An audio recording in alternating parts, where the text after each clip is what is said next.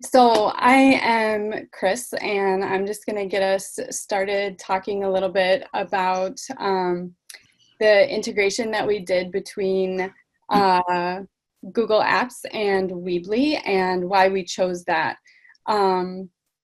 Just briefly, I teach adult career pathways classes for the Hub Center.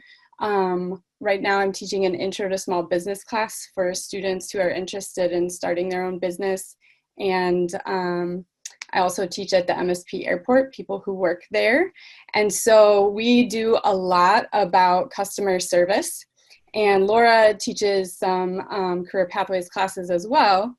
And so when we were trying to figure out how to get those classes online for our students, having a customer service certificate made a lot of sense. Weebly is a free platform that we were both already using for educators and really anyone to design their own website. Obviously, free is like the best for a lot of our programs. But it's also really easy to use. I have over at the right-hand side of your screen the tools that are available for you to put in your website, and you just literally drag and drop them where you want them to appear on the page, and then add your content from there. So really fast and easy to use. It was already familiar to both of us, and it really gives you a customizable and professional looking website. I have images below. One is Laura's website, how it appears on like a PC or a laptop, but Weebly also does a really good job of making their websites mobile friendly, so you can see an example of what one of my teacher websites looks like that I made for low level English language learners on the phone. And yeah, so that was why we started with Weebly. Okay, so my name's Laura, a colleague of Chris and Jen. So yeah, just to give you a little background of our objectives, we, like Chris said, we just thought it would be important to have an online customer service course. And I mean, I would say that's been true for a few years. I teach an intro to retail customer service. We discontinued that class for now, but I have taught it, and there was a lot of students who said, hey, can we do this online? And I said, no, I mean, we don't have it. So, but we also want this to be able to be used in a face-to-face class so that, you know, your little customer service module could be integrated into your face-to-face class with digital literacy. Like if it's already made, then any teacher could use it. And Edmentum is a distance learning platform that we already have at Hub Center, but it's pretty high. I'm not sure, I know everybody's levels are different, but in our world, it would be level 6 and up for ESL learners, and that's pretty high, so we wanted to make one that was more intermediate. And yeah, it was everything all of a sudden, you know, we had 2 or 3 days to decide what we're gonna do, and Chris and I right away, I just had the idea, let's work together online to create this customer service module. Yeah, I think it was really important for both of us that it be usable in this new distance learning format, but also when we go back to our classrooms, and especially now that we know it's probably going to be hybrid, that made sense too.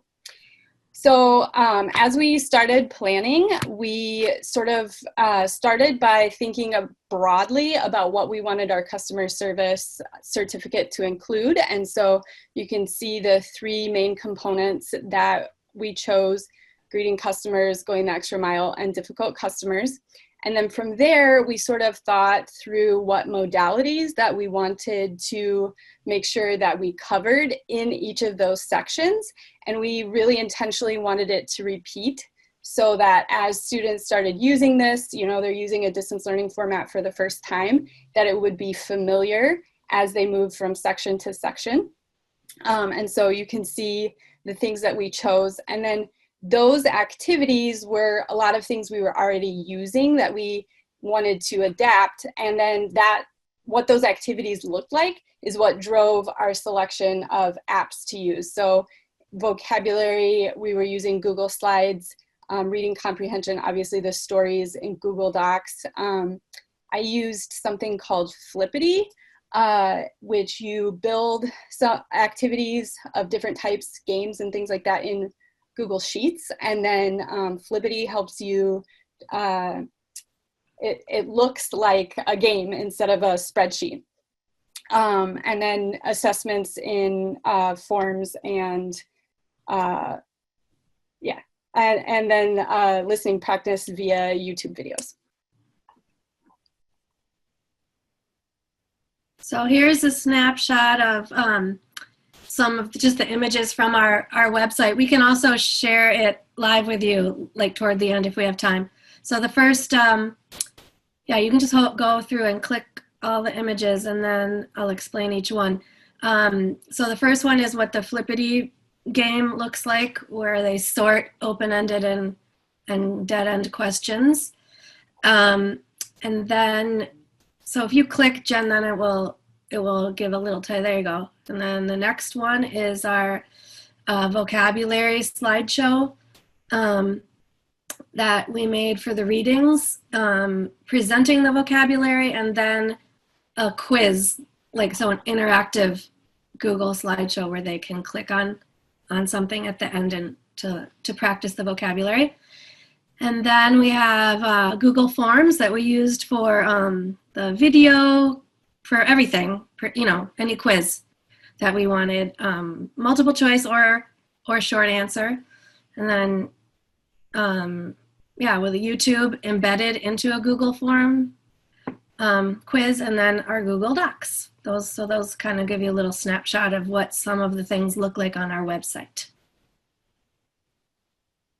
So probably for many of you, Google apps are familiar. So what we really want to highlight is how we embedded these into Weebly. Almost all the Google apps, if you click File in the upper left-hand corner and then go down to Publish to the Web, it will give you either a link or you can click Embed, as you can see in the middle image, and it gives you HTML. So if you were around using MySpace in those days, that's what people were doing to build their MySpace pages, is pulling HTML and then plunking it in. And so that's the same thing that we were doing. The only exception to that is when you do a Google form, you have to click on Send Form, and instead of sending it in an email or a link, you can see in the third image the two carrots, and then that will give you the HTML that you need. And you can also see there in the third image where it has the width and height in pixels.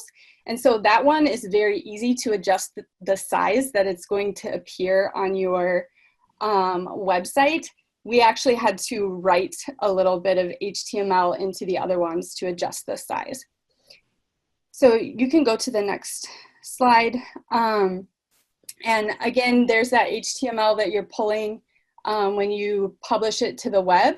And then to the right, you can see the embed code, and that's from Weebly. That's what it looks like in the left-hand column when you're building your Weebly page. And again, you see those carrots. So that's what's gonna draw your attention to where you're finding your code, or you're gonna put your code, and then you can edit it right in Weebly. So where we are now, yeah, a lot of students have been using it, some completing it. We are going to send them certificates. We have estimated, what did we say, Chris, 6 hours? Yeah. About 6 hours for completion. So, and actually, I am doing this right now. I am using the customer service module in a larger course that I'm trying to make online on Google Classroom. Because a lot of the adult career pathways would include customer service. So this can be one section of a career class, and then apply for approval of proxy hours through the state. I'm not sure in other states. Minnesota just is allowing teacher-created materials we can apply for DL proxy hours.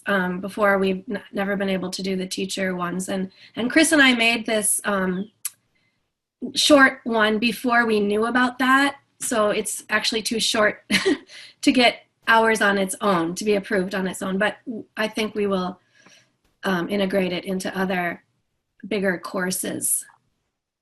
Yeah, so that's kind of where we are now.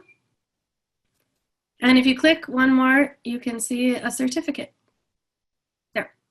So that's the certificate that we are gonna send out to students who have gone through the course. Yeah, just to add, as we are integrating it into Google Classroom, that was something that we sort of learned to use after we had already built the Weebly. What's really nice about Weebly is that it's just a website, so students don't have to log into anything in order to use all of it.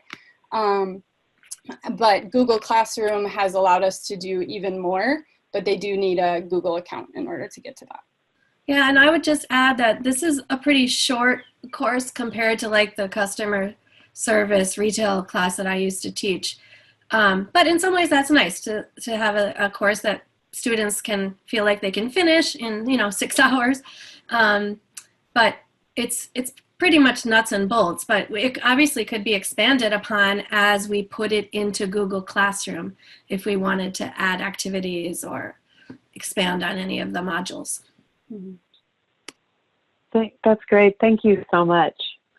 I really love how it sounds how careful you've been with thinking about your activities and your goals for instruction and having that drive the technology that you choose. Whether it was Flippity or any of the Google Suites, Google apps, and then even like your decision to present content through Weebly, maybe even keep presenting it through Weebly in some situations, even though you have access to Google Classroom. Do you want to just say a little bit more about how you went about thinking about aligning technology with the instructional needs that you had? One of the things that we did was honestly just experiment around at the beginning. Originally, Scribed is one of the ways that you can plunk, for instance, the stories that we had into Weebly, but then when our students were trying to use it, it just wasn't working. And so I think partly it was our familiarity with Google apps and things like that. But also, like, for instance, for the assessments where we use Google Forms, there's so much flexibility in forms where you can have it grade, you can grade it yourself, you can do multiple choice or short answer and things like that. And then all the different ways students can interact with it. You can have them sign in and use their email address, or we just made a question for a lot of them, what's your name, and things like that. So I think accessibility was a huge piece of it. We actually don't have access to Google Classroom through our district, so we're using our personal accounts to build those. And so starting with Weebly made sense there too, but then building in the Google apps was a lot easier. I mean, if I could share the website for a second, one thing that I actually learned a lot from Chris, we worked really well together. I feel like we had different talents, but I learned a lot of tech things. One thing about the embedding is it's just so visual. They don't have to click on a link and then get lost in another tab and not know how to come back. It's like it's right here. The reading is right here. You don't have to click anywhere to get it or save a copy. And then the form is right here. So it leaves a lot of, there's not a lot of room for getting lost. I mean, of course there is, but with adult students, but So yeah, this is just a quick, and then we had our second section, and so every section is a different color. And then That's great. it looked the same each time. Like first you see the slideshow, then you see the reading, then you see the quiz. And so as they went through, then they would, be comfortable. And so that's the tech part that I really liked, was really embedding it, the whole document. I think that's very helpful. Mm-hmm. So I'll stop sharing. I think, Chris, you want to say anything? Well, it sounded like Jen was going to say something. oh, I just think it would be really, in the breakout session, if you really want to just get in and show where the code is and how you did that. I think people would like that. Okay. Yeah, absolutely. I think that, to reiterate what Laura was saying, just accessibility was like the driving piece behind all of this. Embedding it right in, making it really visual. Obviously with Weebly, being a teacher-created website, you can create a really clean-looking website. There's no ads, whereas if you send them to other practice websites, often there are ads and things like that students end up clicking on accidentally and getting lost. And so that was a huge piece, is meeting students at the level that's appropriate for them, but also making sure that it's a website that they can easily navigate.